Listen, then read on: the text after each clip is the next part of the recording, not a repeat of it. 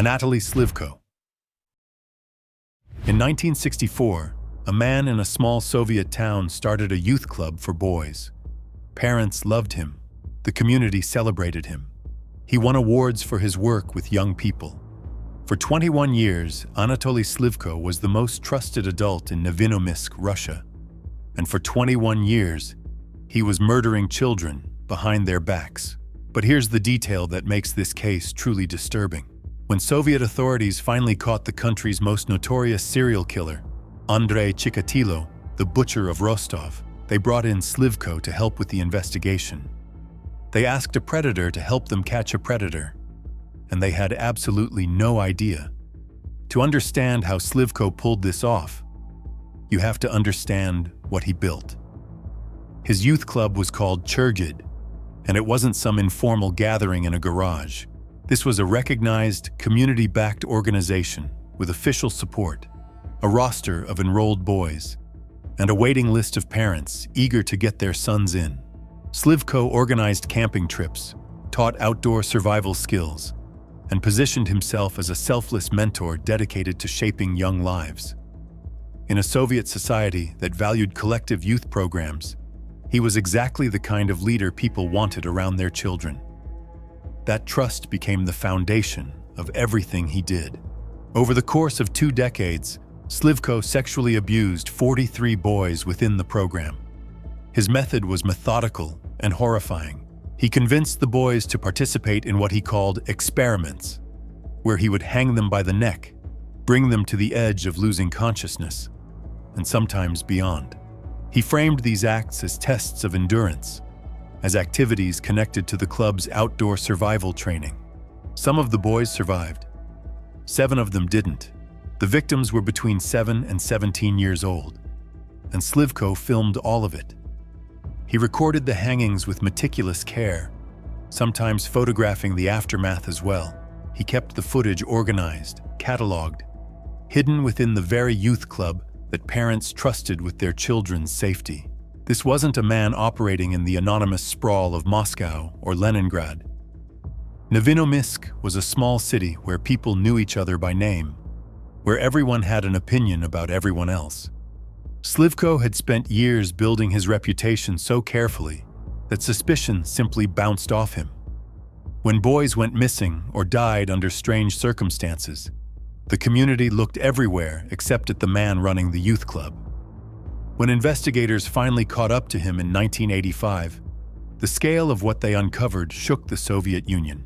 The films alone were enough to secure a conviction, but the sheer volume of abuse, 43 documented victims over 21 years, revealed a level of predatory patience that investigators had rarely seen. He hadn't been impulsive. He hadn't been reckless. He had been calculating, deliberate, and disturbingly effective at maintaining his cover. The trial was relatively brief by Soviet standards. The evidence was overwhelming, the films alone undeniable. Slivko was convicted and sentenced to death. In 1989, that sentence was carried out by firing squad. He showed no remorse during any of the proceedings, which somehow made the whole thing worse for the families sitting in that courtroom. But the consultation with authorities on the Chikatilo case haunted the investigators who worked both cases for years afterward. They had sat across from Slivko, asked him to analyze the behavior of a serial predator, treated him as a credible resource, and the entire time, the man giving them insights into how a killer thinks, what drives him, how he selects his victims, was drawing from personal experience. He wasn't theorizing. He was describing his own methodology. The community of Novosibirsk never fully recovered from the revelation. Parents who had entrusted their sons to Slivko were left with a guilt that no conviction could resolve. The boys who survived carried the trauma for the rest of their lives, and the Soviet system that had enabled his cover, that had celebrated community youth programs without adequate oversight, was forced to confront a catastrophic failure. 21 years, 43 victims, 7 dead children, all hidden behind a community badge and a reputation that nobody thought to question. But Slivko wasn't the youngest killer on this list. Not even close, because this next case involves someone who started killing before he turned 10 years old, and the country he terrorized had never seen anything like him. Cayetano Santos, Godino. On Halloween night, 1896, a boy was born in Buenos Aires, Argentina. His parents were Italian immigrants living in poverty, and his childhood was defined by violence. His father beat him severely and regularly. He was born with physical deformities, including an unusually small frame and oversized ears, which made him a constant target for ridicule. And somewhere inside the wreckage of that upbringing, something fractured in a way that could never be put back together. His name was Cayetano Santos Godino.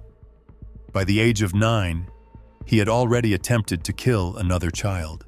He had tried to drown a toddler in an irrigation ditch. He was 7 at the time. The people of Buenos Aires gave him a nickname, El Petiso Orejudo. It translates roughly to the big-eared midget. The cruelty of the name matched the era, but it paled in comparison to the cruelty Godino inflicted on the children of that city. He is widely recognized as Argentina's first documented serial killer, and his case remains one of the most unsettling in South American criminal history. Not just because of the body count, 4 children dead and 7 more who barely survived his attacks. What makes Godino's case so deeply disturbing is the age at which he began and the calculated nature of his methods. His earliest attacks came when he was barely school-aged. He would approach younger children in his neighborhood, lure them into secluded spots with small gifts or the promise of a game, and then turn violent. Strangulation was his preferred method, but he also burned victims and beat them with whatever he could find. When he couldn't locate a child to target, he turned to arson. 7 separate building fires were eventually traced back to him, some set in occupied residential buildings where families were sleeping. The arson wasn't random destruction. It was an outlet. When his primary targets weren't available, he found another way to inflict damage. The compulsion to harm didn't have an off switch. And here's the part that makes you want to throw something at the wall. The community knew. Neighbors had reported this boy's behavior. Parents had filed complaints. Other children had come forward with stories of what Godino had done or tried to do to them. But early 20th century Buenos Aires had no framework for dealing with a child predator who was himself a child. The legal system didn't know where to put him. The medical system didn't know how to classify him. So they arrested him, released him, arrested him again, and released him again. Each time he went right back to hunting. The cycle of catch and release went on for years. Godino was in and out of juvenile facilities and police custody throughout his childhood, and each release gave him another opportunity to escalate. He grew bolder with each attack, and his choice of victims grew younger. His final murder was a toddler, a child so small that the crime shocked even a city that had been hearing about Godino's violence for years. After that killing, authorities finally took permanent action. Because Argentina did not execute minors, Godino was sentenced to life imprisonment in Ushuaia, the southern penal colony that housed the country's most dangerous inmates. He spent the rest of his life behind bars, and those decades were not quiet ones. Fellow prisoners despised him. Guards reportedly looked the other way during confrontations. He was kept isolated for periods, not for his protection exactly, but because the prison administration recognized that his presence among the general population was a constant source of violence. When Godino finally died in prison in 1944, the official circumstances of his death were labeled suspicious. The widely held belief was that other inmates killed him, and not many people in Argentina argued they were wrong to do it. Cayetano Santos Godino was 9 years old when he first tried to take a life, a child hunting children. Argentina had never confronted anything like it before, and the case forced the country into an uncomfortable reckoning with how its institutions failed to stop a threat they could see coming for years. But if Godino's story haunts you because of his age, this next killer operates on a completely different frequency. Because Bai Baoshan didn't kill out of compulsion or sickness. He killed out of revenge. Cold, calculated revenge against the system that locked him away. And he brought military-grade weapons to do it. Bai Baoshan. In 1983, a young man in China was sentenced to prison for a relatively minor theft. The sentence was devastating. 13 years. In most countries, a crime of that scale might have resulted in months, maybe a couple of years. But China's justice system came down hard, and Bai Baoshan entered prison as a petty thief with no history of violence. 13 years later, he walked out as something entirely different. When Bai was finally released in 1996, he didn't try to rebuild his life. He didn't look for work. He didn't reconnect with family. He had spent over a decade behind bars nursing a single, consuming purpose. Make the system pay. Make every person who represented that authority feel exactly what he felt when they took 13 years of his life for stealing. The killing started almost immediately after his release, and Bai didn't go after easy targets. He went after the people who, in his mind, embodied the authority that had crushed him. Police officers, armed security guards, military personnel. His first attacks were designed not just to kill, but to acquire. He targeted armed men specifically because he wanted their weapons. Every officer he killed became an involuntary supplier for his next assault. It was a self-sustaining cycle of violence, and each engagement made him more lethal than the last. Within months, Bai Baoshan had assembled a personal arsenal of stolen automatic weapons, and he used them with the kind of cold efficiency that terrified Chinese law enforcement. Between 1996 and 1997, he killed 15 people across 3 provinces: Beijing, Hebei, and Xinjiang. His victims included police officers, security personnel, and civilians who happened to be nearby when Bai decided to strike. In a country where gun violence was almost non-existent, where civilian gun ownership was essentially illegal and shootings were exceptionally rare, Bai's rampage was unlike anything the Chinese public had ever witnessed. News of each attack spread through communities like wildfire, and the fear that followed was enormous. People in Beijing locked their doors at night, wondering if the next target was nearby. Nobody knew where he would strike next. Nobody knew how many weapons he had accumulated.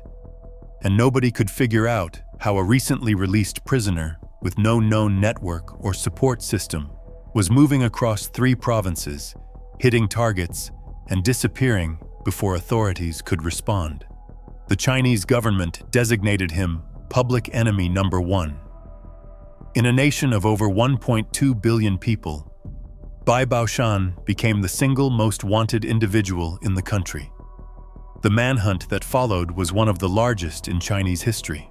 Thousands of officers were deployed across multiple provinces. Checkpoints went up on highways, and the investigation consumed enormous resources. What made Bai particularly dangerous was his institutional knowledge. He had spent 13 years inside those systems, watching how guards operated, understanding shift changes, learning the patterns of law enforcement. That knowledge, gained from the inside, made him nearly impossible to predict. He knew how they thought, how they moved, and where their vulnerabilities were. Every attack exploited a weakness he had identified during the years the system held him captive. When police finally cornered and captured him, the trial moved quickly. Bai Baoshan was convicted and executed by firing squad in April of 1998, roughly 2 years after his killing spree began. But the damage extended far beyond the 15 lives he took.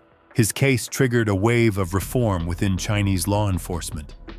The government restructured how it tracked violent offenders after release, implemented new monitoring protocols for recently freed prisoners, and overhauled security measures at military and police installations where weapons were stored. New regulations were introduced requiring regular check-ins for parolees with violent backgrounds. Bai had exposed critical failures in a system that was supposed to be among the most tightly controlled in the world, and he did it with a body count that forced the entire country to pay attention. 13 years in prison turned a petty criminal into a calculated killer, and the system that created him had to rebuild pieces of itself after he was gone. Now, most of the killers we've talked about so far operated in the shadows. They avoided attention.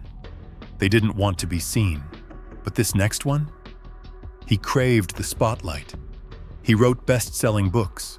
He gave interviews on national television. He charmed an entire country into setting him free. And then he picked up exactly where he left off. Jack Unterweger.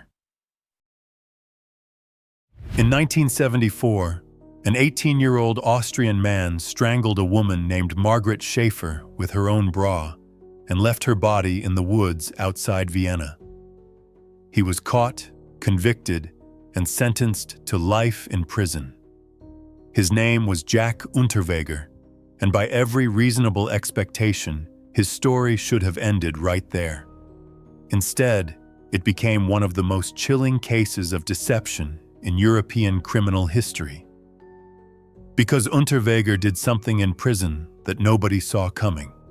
He started writing, not letters home, not complaints to the warden, literature, poetry, short stories, plays, and eventually a full autobiography that became a bestseller across Austria. Literary critics reviewed his work favorably. Intellectuals adopted his cause. The Austrian cultural establishment, the writers, the artists, the people who shaped public opinion, decided that Jack Unterweger was proof that the prison system worked, that a man could commit the worst act imaginable and, with enough time and reflection, emerge transformed. The campaign to free him gained momentum throughout the 1980s. Prominent citizens signed petitions. Newspapers ran favorable profiles.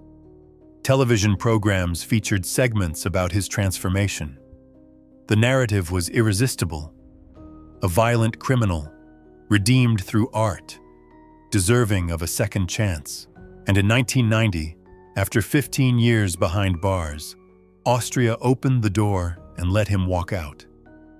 What followed was a masterclass in manipulation. Unterweger stepped into freedom and was immediately embraced by Vienna's elite. Book deals materialized within weeks. Television appearances followed. Invitations to literary salons and exclusive social events poured in. Women gravitated toward him. He was handsome, articulate, and carried the intoxicating mystique of a reformed, dangerous man. He reinvented himself as a freelance journalist, and publications were eager to give him assignments. He was the story everyone wanted to tell, the bad boy who found redemption through the written word. Then, within months of his release, sex workers in Austria and Czechoslovakia started turning up dead, strangled. The method was identical to the 1974 murder. The same type of ligature, the same positioning of the body, the same unmistakable signature. But the connection wasn't made. Not yet. Because who would suspect a man the entire country had just celebrated as living evidence of human transformation? And then Unterweger made a move that would eventually destroy him.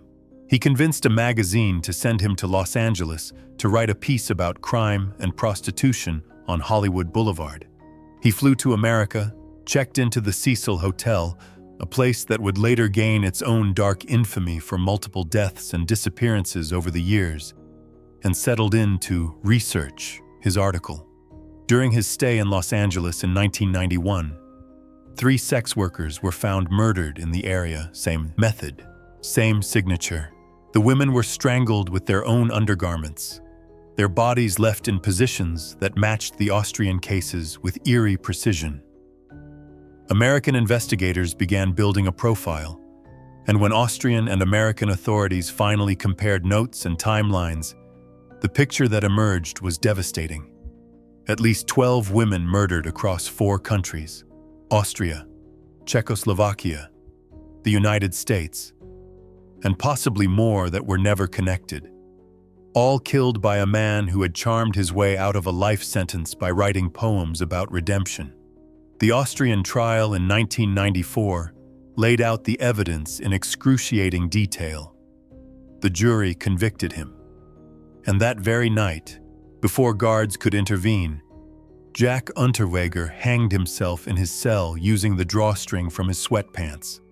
He used the same knot he had used to kill his victims. An entire country had to sit with the fact that they had championed, celebrated, and freed a serial murderer, because he could string sentences together. The intellectuals who had signed petitions went quiet. The cultural establishment that had called him proof of rehabilitation had to confront a question with no comfortable answer. Did their advocacy, their certainty that art equals redemption, help create the conditions for 12 women to die? The case fundamentally changed how Austria approached parole for violent offenders, and Unterweger's name became a cautionary tale in criminal justice circles across Europe. But if Unterweger used charm and cultural capital to hide in plain sight, this next killer used something even more devastating as a weapon. He used hope, and he wielded it against the most vulnerable people in a nation that was just learning to stand on its own feet. Moses Sithole. In 1994, South Africa held its first fully democratic election. Nelson Mandela became president. Apartheid was officially over. The entire country was vibrating with optimism, with the belief that the old brutalities were behind them and something genuinely new was being built. Millions of people, particularly Black South Africans who had been systematically excluded from opportunity for generations, were looking for work, looking for a foothold, looking for any chance to participate in the new economy their country had promised them. And one man saw all of that hope as a hunting ground. His name was Moses Sithole. He presented himself as the director of a youth employment agency. He was articulate, professional, well-dressed. He met women in public places, often in busy areas where his presence wouldn't seem threatening. He told them he had job openings, good jobs, real opportunities. He just needed them to come with him for an interview at the location. The interviews always took place somewhere remote. Fields on the outskirts of town. Abandoned lots where the city gave way to empty land. The kinds of places where nobody would hear anything. Between 1994 and 1995, Sithole raped at least 40 women and murdered 38 of them. The killings stretched across 3 South African cities: Atteridgeville, Boksburg, and Cleveland. The geographic pattern gave him his name in the press, the ABC Killer. But that shorthand barely captures the scale of what was happening. Bodies were being discovered in open fields, sometimes in clusters, sometimes individually, often in advanced stages of decomposition, because the areas were so remote that victims weren't found for weeks. South African police, operating within institutions that were still being rebuilt from the ground up after apartheid, were overwhelmed. The new democratic government was barely a year old.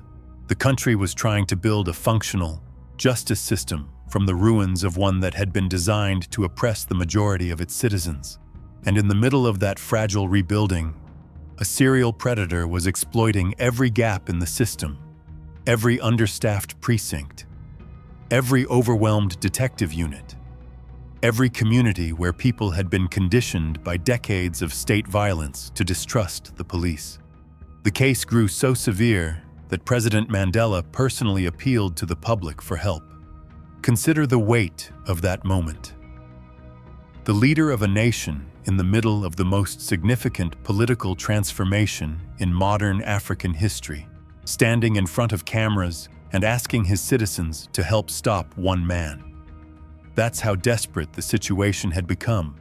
That's how powerless the still-forming institutions felt in the face of what Sithole was doing.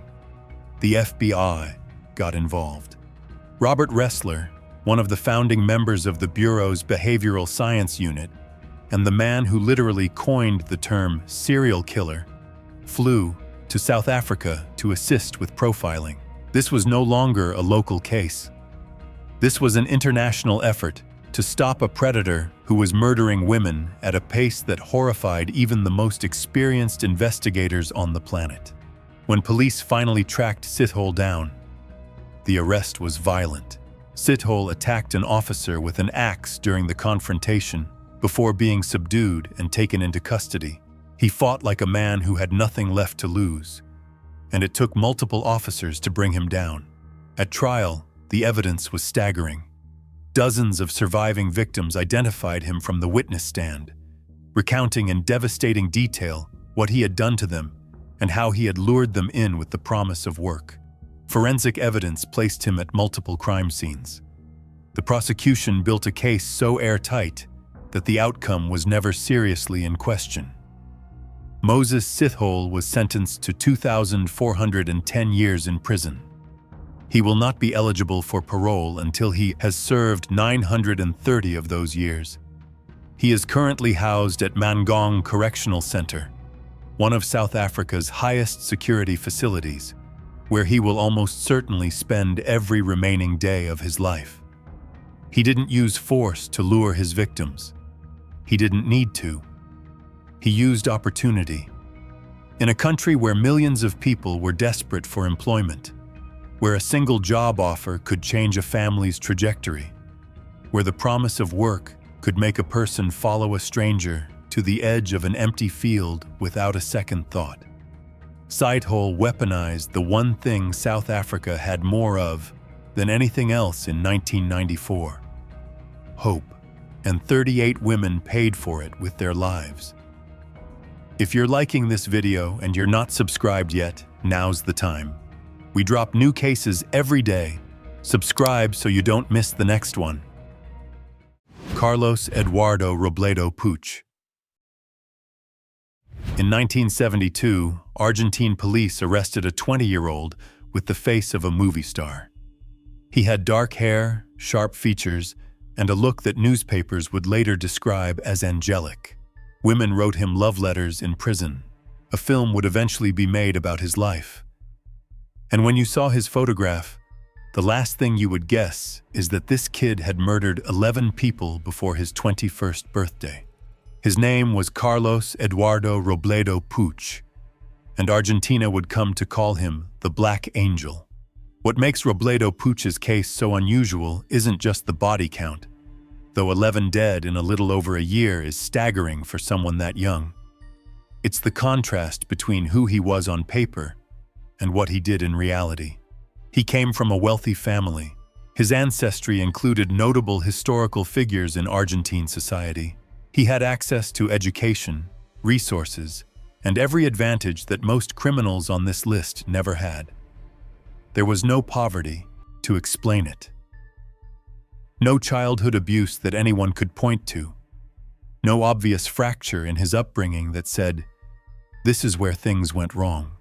And yet, between 1971 and 1972, Robledo Puig went on a spree that left 11 people dead across 17 armed robberies, 2 kidnappings, and a rape. He killed security guards, store owners, bystanders, and in some cases, people who simply had the misfortune of being witnesses. His methods were efficient and emotionless.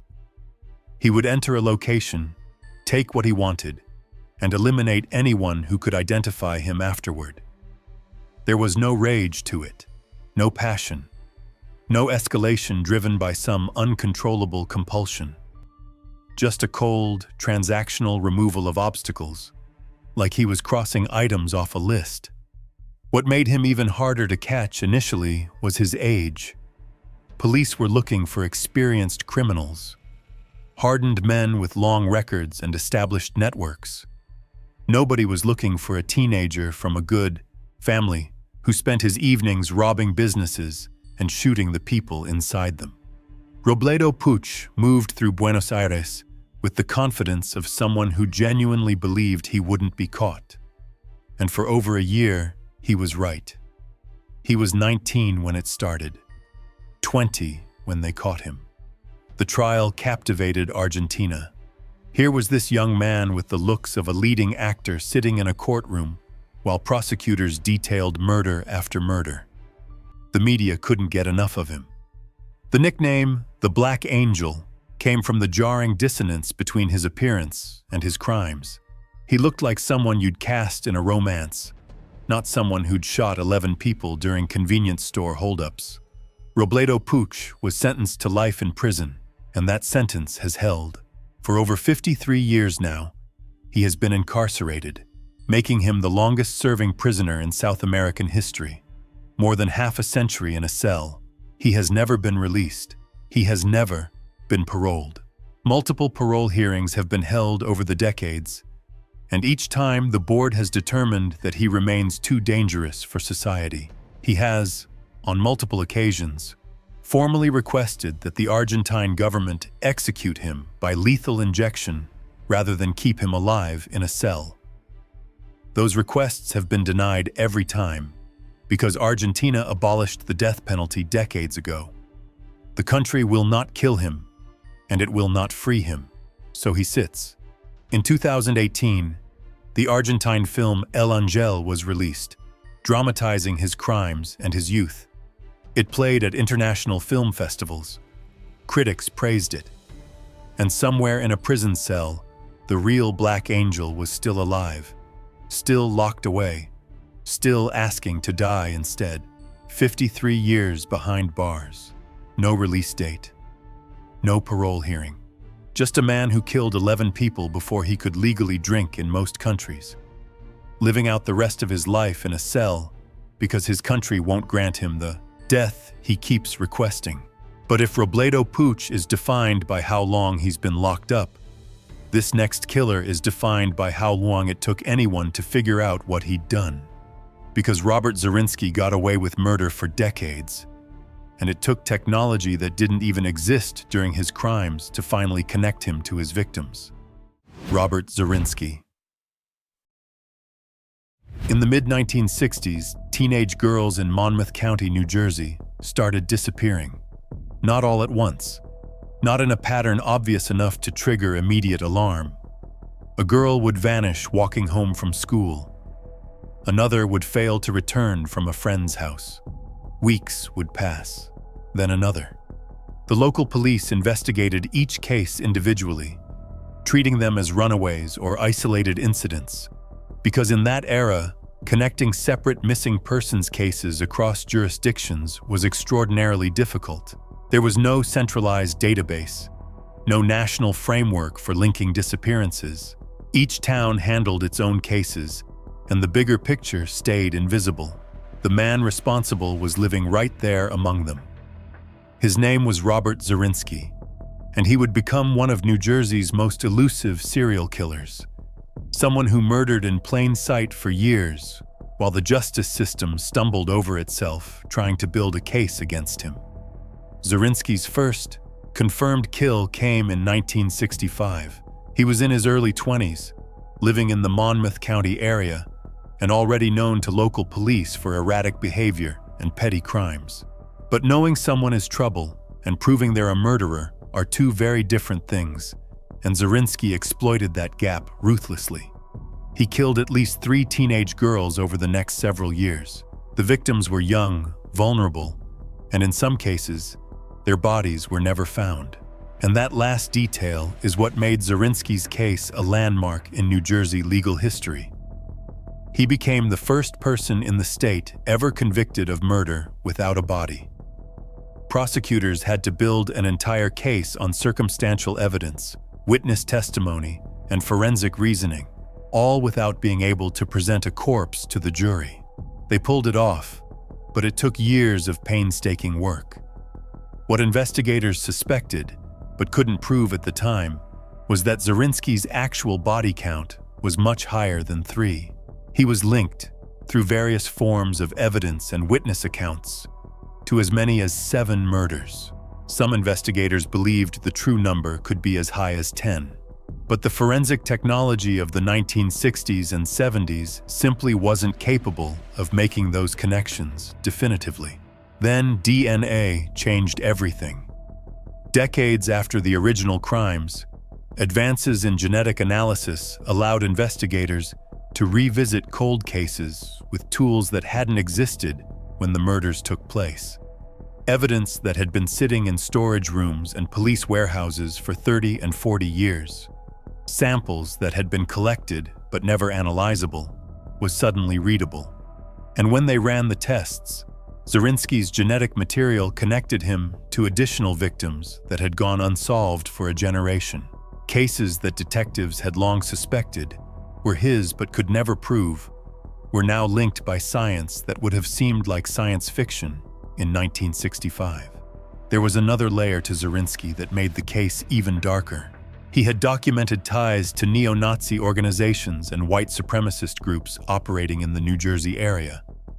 His associations with these extremist circles added an ideological dimension to his violence that investigators believed may have influenced his target selection and his worldview, though the precise relationship between his extremist beliefs and the specific murders he committed was never fully established in court. What investigators did know was that Zorinsky operated with a sense of entitlement and contempt for his victims that went beyond typical criminal psychology. Zorinsky never confessed. He never showed remorse. He never offered the families of his victims any information about where their daughters might be buried. He maintained his innocence through every proceeding, every appeal, every interview, staring down prosecutors and journalists with the same flat expression. He died in prison in 2008 from pulmonary fibrosis, taking whatever he knew about additional victims to his grave. The families of the girls he killed, some of whom never recovered their daughters' remains, were left with the partial justice of a conviction, but the permanent absence of closure. They buried empty caskets. They held memorials without bodies. And they spent the rest of their lives wondering if the man who took their children had taken others they would never know about. He operated in an era before DNA databases, before genetic genealogy, before the investigative tools that routinely catch killers today were even imagined. And he nearly got away with all of it. But if Zorinsky's crimes were hidden by the limitations of his era's technology, this next killer's crimes were so extreme that even a country with thousands of years of recorded history called them unprecedented. And he committed them all before he turned 24. Antonis Douglas. In the early 1990s, sex workers in Athens, Greece, began disappearing from the streets. When their remains were finally discovered, what investigators found was so extreme that Greek authorities would later describe the crimes as being without comparison in the country's modern history. The man responsible was 20 years old when he started. His name was Antonis Douglas, and the press would call him the Athens Ripper. Between 1992 and 1995, Douglas murdered 3 women and attempted to kill 6 others. All of his victims were sex workers operating in Athens. But it wasn't the number of victims that horrified Greece. It was what Douglas did to them after they were dead. He dismembered his victims using a hacksaw and, in at least one case, a chainsaw. The sound alone would have been horrifying in the confined spaces where he worked.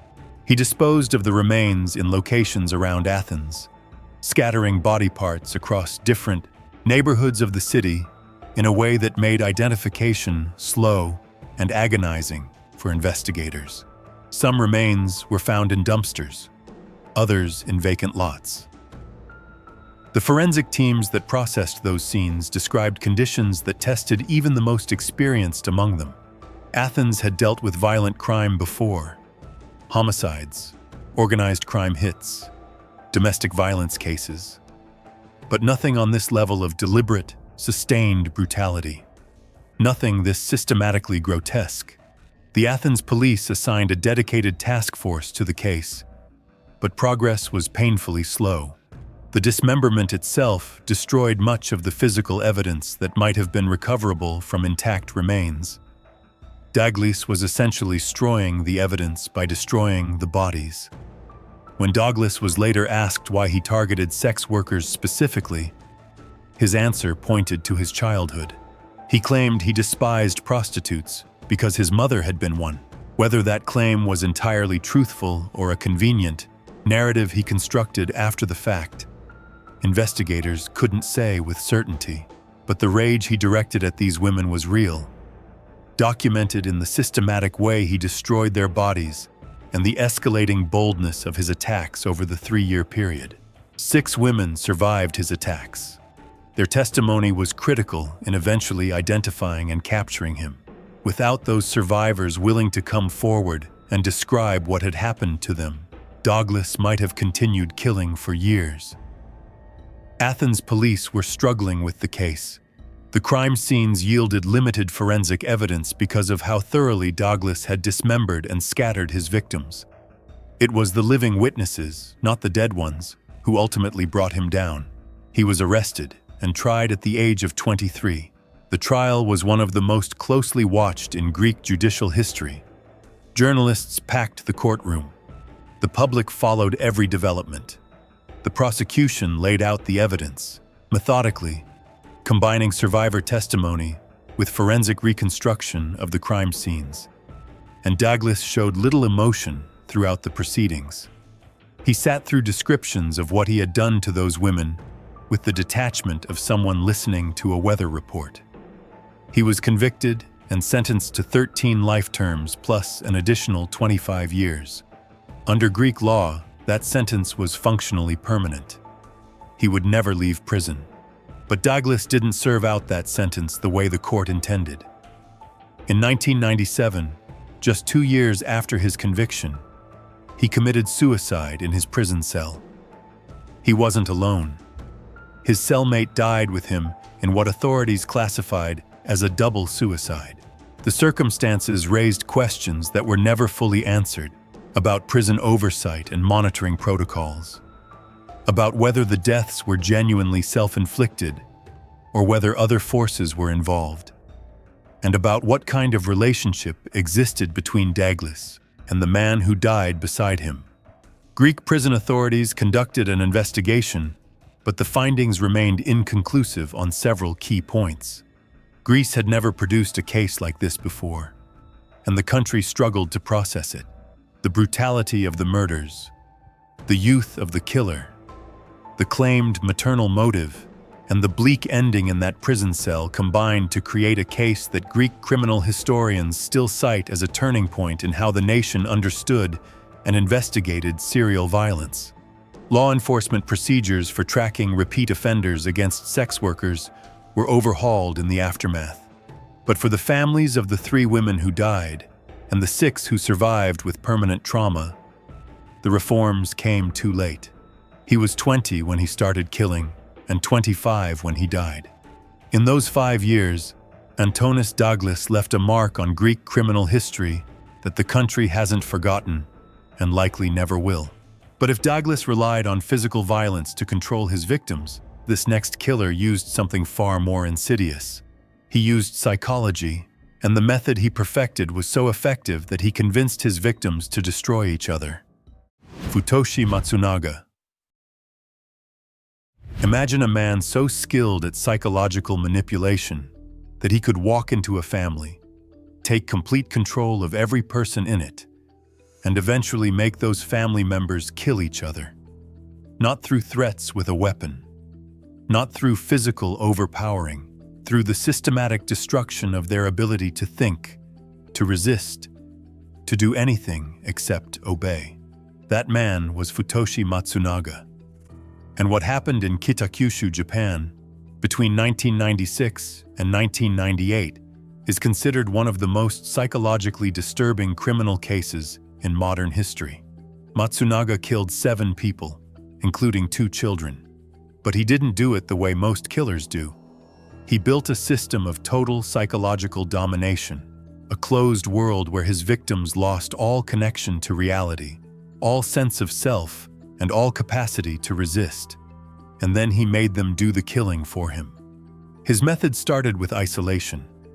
Matsunaga would identify a target, usually a woman, charm her into a relationship, and then systematically cut her off from everyone she knew.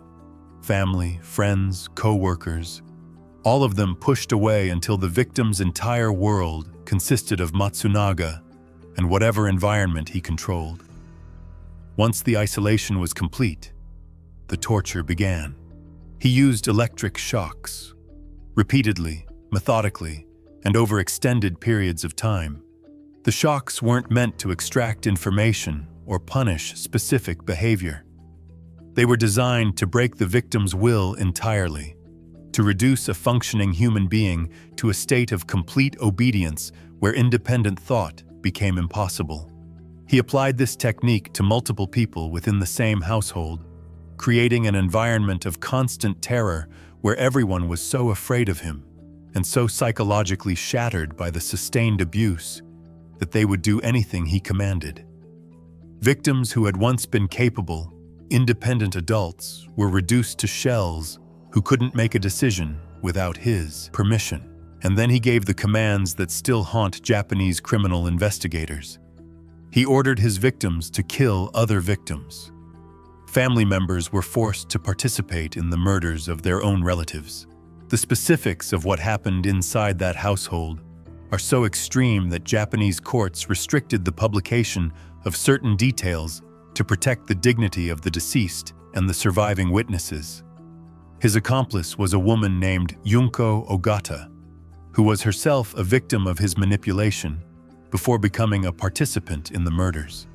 Ogata's testimony at trial painted a picture of a man who operated more like a cult leader than a traditional criminal. Matsunaga didn't need weapons because he had turned the people around him into weapons. He didn't need physical strength because he had broken the minds of everyone in his orbit until resistance was psychologically impossible. When police finally uncovered what had happened, they faced an almost unprecedented challenge. There was virtually no physical evidence. Matsunaga had been so thorough in disposing of remains and controlling the crime scenes that investigators had to build their case almost entirely on testimony and circumstantial reconstruction. The fact that they secured a conviction at all speaks to how hard Japanese prosecutors worked to piece this case together. Matsunaga was sentenced to death by hanging. As of today, he remains on death row at a facility in Fukuoka, awaiting execution in a system where condemned prisoners are often not told the date of their death until the morning it happens. He wakes up every day not knowing if it will be his last, and that has been his reality for over 2 decades now. Junko Ogata received a life sentence for her role, though the court acknowledged that she herself had been subjected to Matsunaga's coercive methods before becoming a participant in the murders. Her case raised deeply uncomfortable questions about where victimhood ends and culpability begins. 7 people dead, including 2 children. No weapons used in the traditional sense. Just one man's capacity to dismantle human beings psychologically until they became instruments of his will. The Kitakyushu case forced Japan to confront questions about coercive control, psychological torture, and the limits of criminal responsibility that the legal system had never been equipped to answer. Legal scholars still study this case as a defining example of how psychological domination can be as lethal as any weapon. But as disturbing as Matsunaga's psychological methods were, this last case is frightening for a different reason entirely. Because this killer may have murdered more people than almost any serial killer in American history. And for years, the justice system let him walk free. Carl Eugene Watts. In the late 1970s, young women across Michigan started dying. They were found in their homes, in stairwells, in parking lots. Drowned, strangled, stabbed, beaten. The methods varied so wildly that police departments in different cities didn't realize they were looking at the same killer. Each murder looked like an isolated incident. Each investigation spun off in its own direction. And the man responsible kept moving, kept killing, and kept slipping through every net that law enforcement tried to cast. His name was Carl Eugene Watts, and investigators believe he may have killed between 80 and 100 women across multiple states and possibly into Canada. If those estimates are accurate, he is one of the most prolific serial killers in American history. And for a long time, the system couldn't touch him. Watts was different from nearly every serial killer that the FBI had studied up to that point. And that difference is what made him so dangerous. He didn't keep trophies. He didn't return to crime scenes. He didn't engage in the ritualistic behaviors that profilers relied on to link cases together. His methods changed from victim to victim. He would strangle one, drown another, stab a third. There was no signature, no calling card, no pattern that connected the murders in any obvious way. The only consistent element was that his victims were women, ranging in age from 14 to 44, and the attacks were sudden, brutal, and efficient. This variability made him a profiler's nightmare. The behavioral science tools that had been developed to catch serial killers were built around the assumption that these offenders followed patterns. Watts didn't follow patterns. He followed impulse, and that made him nearly invisible to the investigative frameworks of the era. When Texas authorities finally caught him in 1982 after he was spotted fleeing a scene where 2 women were being attacked, prosecutors faced a devastating problem. They could prove Watts had attempted to murder the 2 surviving victims, but they couldn't connect him forensically to any of the other deaths they suspected him of. The physical evidence simply didn't exist. So they made a deal. And it remains one of the most controversial plea bargains in American criminal history.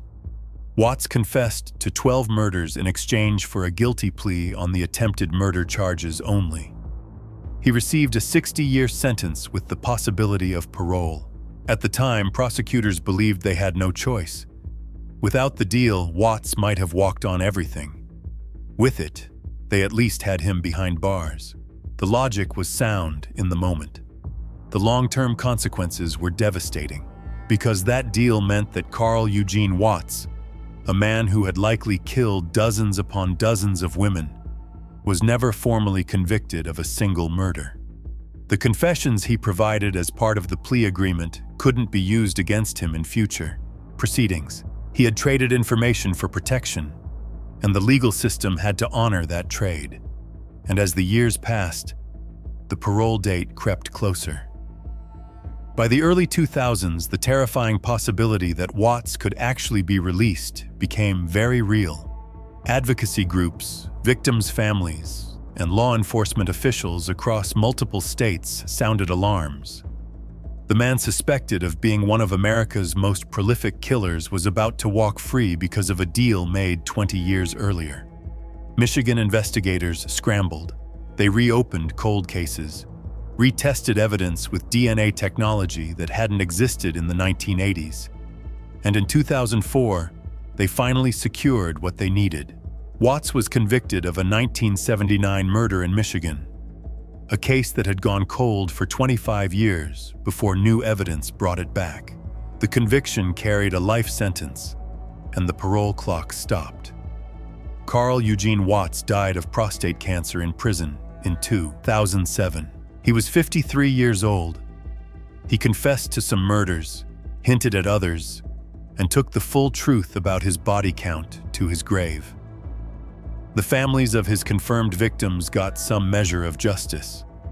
The families of the women who are suspected but unconfirmed victims got nothing except the knowledge that the man who probably killed their daughters, sisters, and mothers died behind bars. 80 to 100 women, multiple states, years of killing, and a plea deal that almost set him free. 10 killers from 10 different countries, And every single one of them walked among regular people for years before anyone figured out what was happening. The scariest part isn't what they did. It's how long nobody noticed. Thanks for watching. Click here for the next video.